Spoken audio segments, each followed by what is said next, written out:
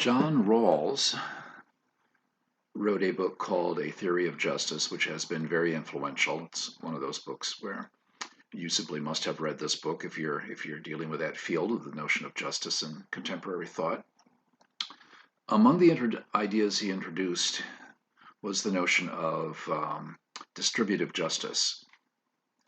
Okay? Distributive justice gives us a particular take on the problem we noted with John Stuart Mill's formula of the morally fit action being that which produces the greatest happiness for the greatest number. And of course, there are, as we noted, there are two variables, greatest happiness and greatest number, and Mill gives us no clue how we're supposed to balance those two or adjudicate between them. Classic formulation, if we can increase the happiness greatly of 51% of the people by enslaving the other 49, is that justified by the principle of utility? Although rule utilitarians might say that would be in such radical conflict with a number of the rules any functioning society would have, that the answer would have to be no. But another take we're getting on it comes from the notion of distributive justice. The idea is that any society has a certain pool of goods that will be distributed among its people. Okay, and by goods I don't just mean, cars, washing machines, houses, whatever. Such things as medical care, education, the arts, whatever. This sort of thing is also in that pool of goods, things that are sought because of their value. How do you distribute those?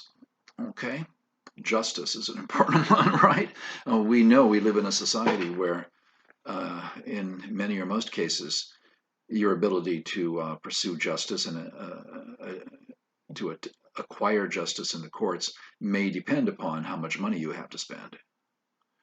Well, okay. Rawls talks about distributive justice in terms of two different strategies. One is distribution in accordance to outcome, and one is by opportunity. Okay? Fair distribution by opportunity means that you are not guaranteeing any outcome.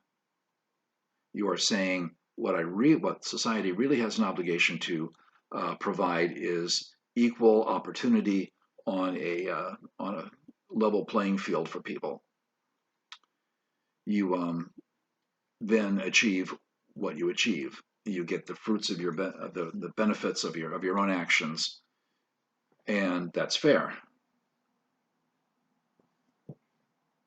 People who favor this view tend to be politically conservative and to endorse capitalism. And I do want to note that conservative, in the sense that we would be using it here, refers to classical conservatism, which oftentimes bears very little resemblance to what gets called conservative in today's politics. That's a topic we'll talk about when we talk about Singer. The idea is that if we have fair distribution, if you look at your handout, fair distribution by opportunity makes a very big pie.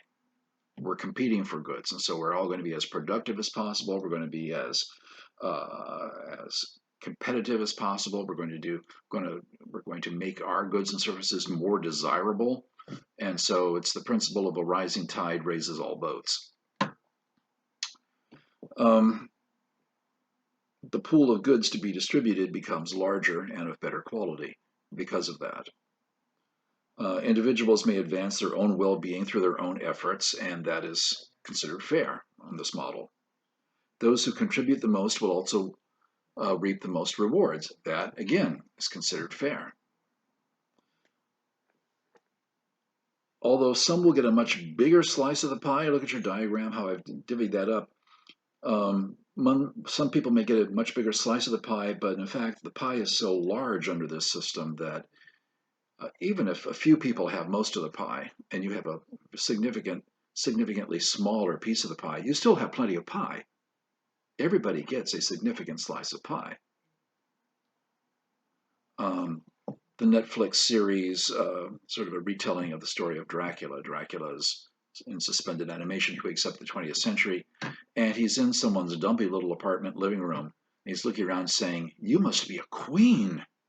Look at how well appointed this is. Look at all this luxury." And of course, with stuff that we would take for granted. But for someone living in, say, medieval times in Eastern Europe, it might look like a palace.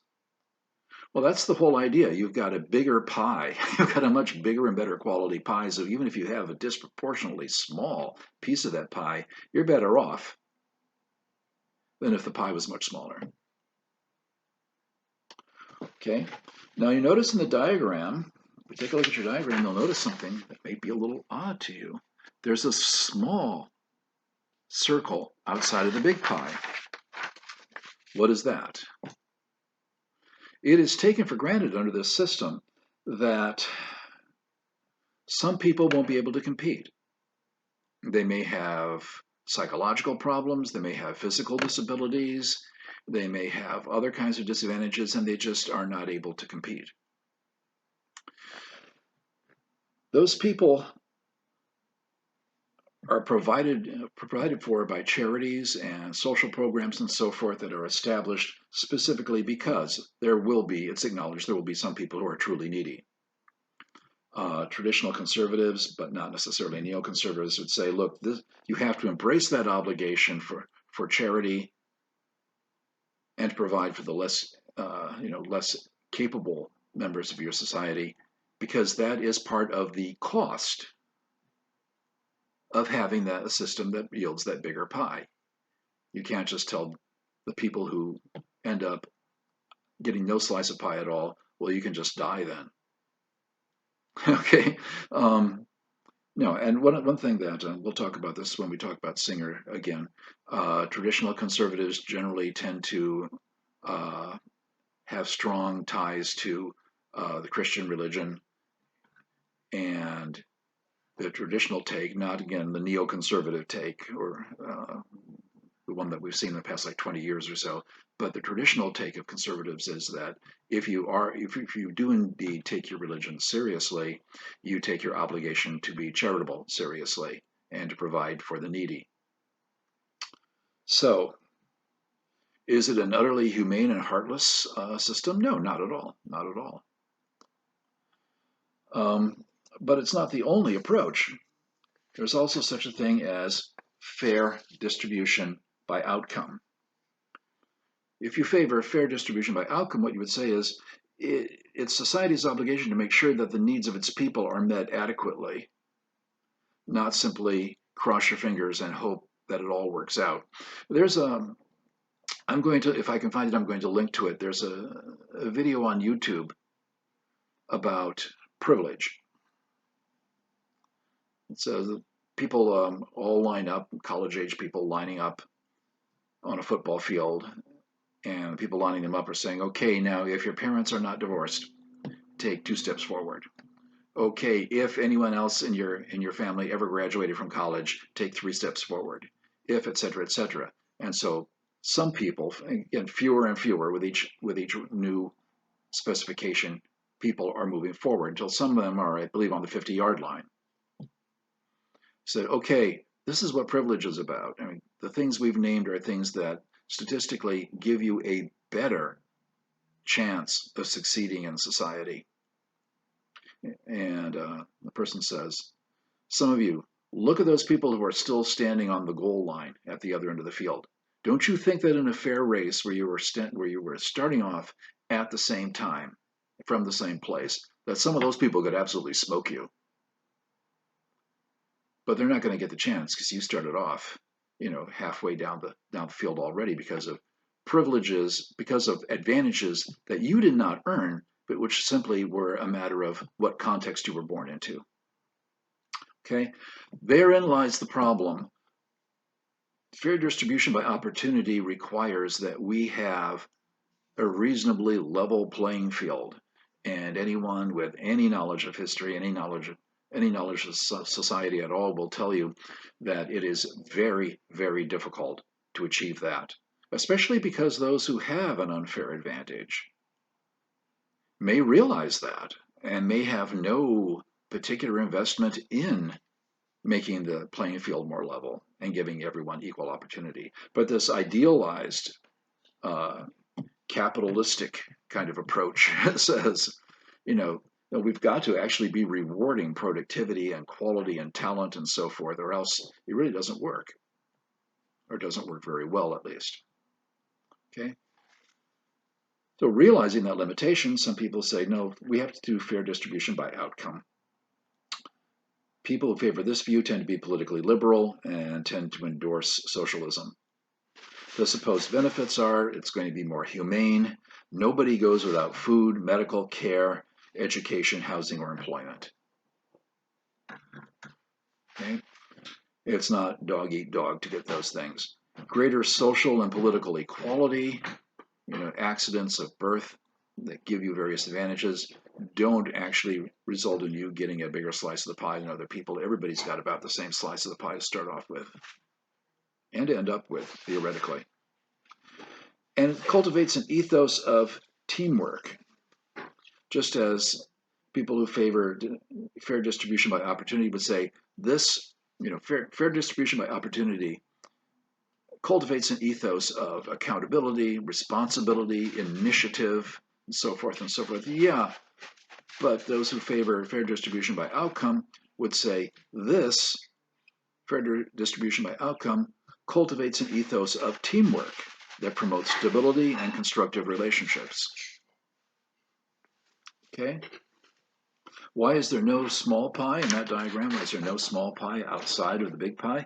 Because nobody gets pushed out, theoretically.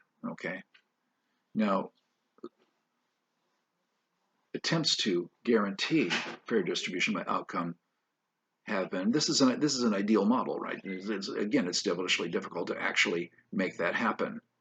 I had a friend, Tatiana, who I used to work with, who was born in Moscow before the Soviet Union fell.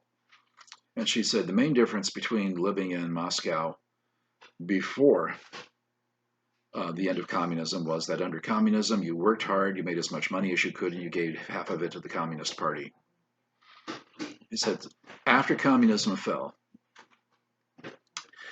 you worked hard, you made as much money as you could, and you gave half of it to the mafia.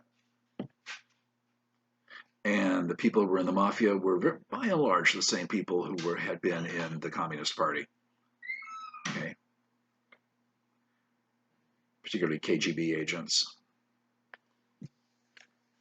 Let's see, what was Putin's prior job? Wasn't that KGB agent? Well, I draw no conclusions from that. It's worth raising a question about the ethical ideals that he brought with him. Okay, now back to the real world. Most real-world scenarios, economies are mixed economies, blending elements of each model as appropriate to the particular situation of that nation, of that country. Okay? In other words, virtually no nation has ever been pure capitalism or pure socialism, pure fair distribution by opportunity or pure fair distribution by outcome, but rather have said, okay, here are elements that have worked well in these kinds of circumstances, and the circumstances in our society are similar, so we're going to incorporate those.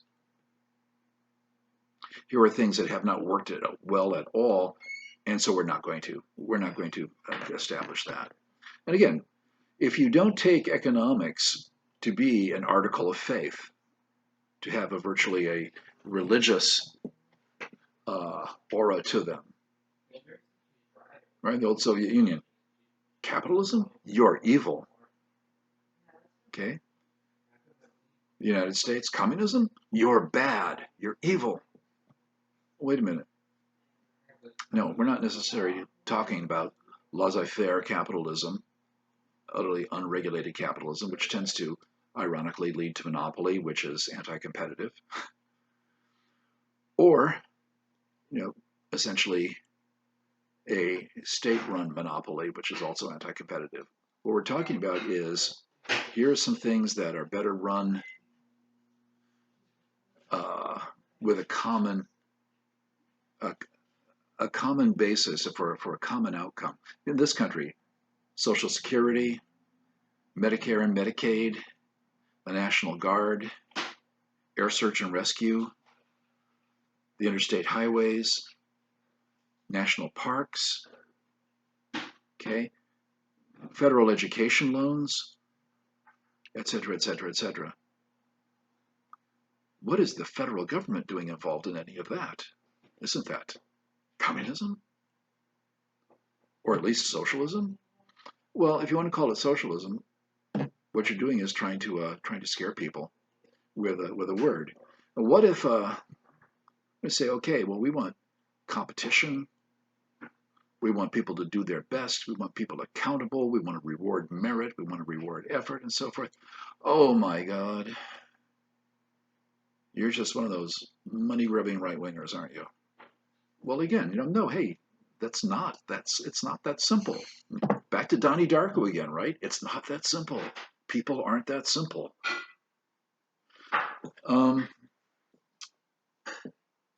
Things to keep in mind when people are using scare words as you're approaching an election. Well, that guy's a millionaire. He can't be any good. Well, it means he's been very successful in this model of fair distribution by opportunity. Or this person, this person who calls himself a democratic socialist, who thinks Bernie Sanders, I'm thinking of democratic socialist. Yeah, well, if he is, and so was Eisenhower, and so was FDR, arguably. So in other words, neither of these is a perfect scenario, and certainly neither of these unadulterated is a perfect scenario. Okay? To advocate one or the other is not to commit orthodoxy or heresy. This is a situation where, when talking about economic policy and talking about political structure, we ought to be able to sit down at the table like good Westonians and say, okay, let's look at the evidence. What has worked well and why, and in what circumstances, and what has worked badly and why, and in what circumstances. And if we have honest dialogue about that, we should be able to cobble together a solution that's appropriate for our own situation. That will do what? Maximize the greatest happiness for the greatest number. What a novel idea. Okay, one more thing I wanted to discuss.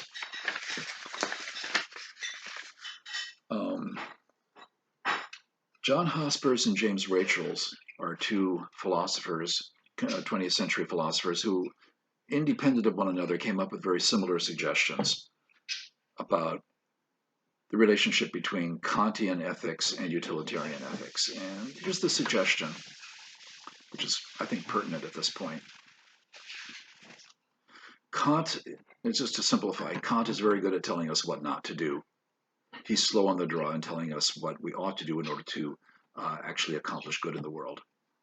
The utilitarians are gung-ho about telling us how to do good in the world, but they're not as strong in setting up prohibitions against actions that we might want to prohibit. The greatest happiness for the greatest number, go ahead and do it.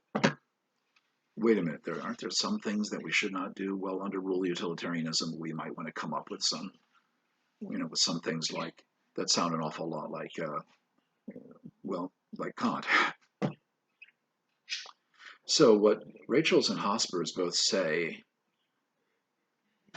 as I understand them, and again, I'm not the first to point this out, is that if you take the two and dovetail them, you know what a dovetail joint is? You join two pieces of wood like this, and it's much stronger than if you just abut them.